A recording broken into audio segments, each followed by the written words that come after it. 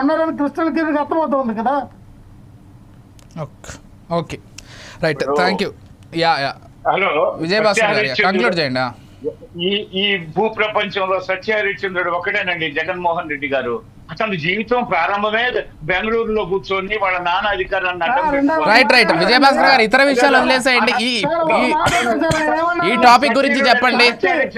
Sir Jaganmohan Reddy గారు party పెట్టుకుని తన సొంతంగా పెట్టుకున్న పార్టీ చంద్రబాబు నాయుడు లాగా మామకు ఎన్నుపోటు పొడిసి మామని లేపేసి పార్టీకి నేనే లీడర్ అని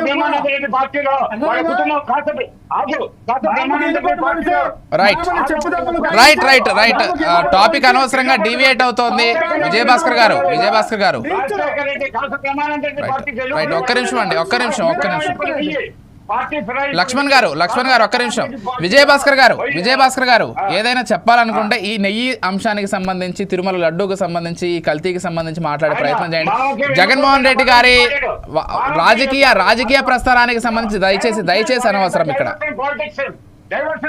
పార్టీ ఫిరాయింపులు వాళ్ళే పోతే తండ్రి అధికారాన్ని అడ్డం పెట్టుకొని అక్కడ కలెక్షన్ లో చేసి ఎప్పుడన్నా ఆందోళన లేదు విజయభాస్కర్ గారు ఇవన్నీ ఇప్పుడు అప్రస్తుతం. విజయభాస్కర్ గారు లడ్డూ గురించి మాట్లాడండి, తిరుమల గురించి మాట్లాడండి, అప్రస్తుతమైనటువంటి చర్చ వద్దు దయచేసి. ఆ డబ్బుతో 2 కోట్లు ప్రతిరోజు 2 కోట్ల రూపాయలు 62 కోట్లు ప్రతి నెల తిరుమల దేవస్థానానికి సంబంధించి అన్ని పంపించిన చరిత్ర అంతా వస్తా ఉంది. పోతే సంవత్సరానికి ఎంత 700 కోట్లు. అదేవిధంగా మొత్తం నెయ్యిలో అనే క్వాలిటీలు ఉంటాయి. పోతే బిఆర్ నాయుడు గారు ఆల్రెడీ తన పూర్తిగా వివరాలు ఇచ్చారు.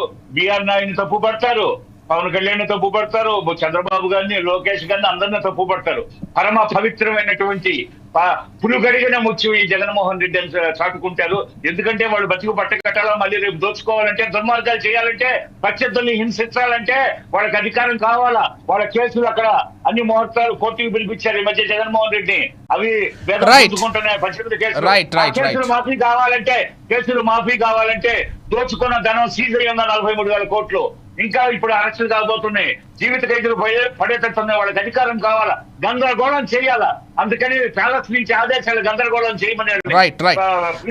రైట్ విజయభాస్కర్ గారు రైట్ అండి. Thank you so much Vijayabhaskar garu. Thank you అండి. లక్ష్మణ్ గారు డిబేట్ లో పార్టిసిపేట్ చేసి మీ అభిప్రాయాలు పంచుకున్నందుకు. చూద్దాం, మండలిలో చర్చ జరగాలని పట్టుబడుతున్నారు.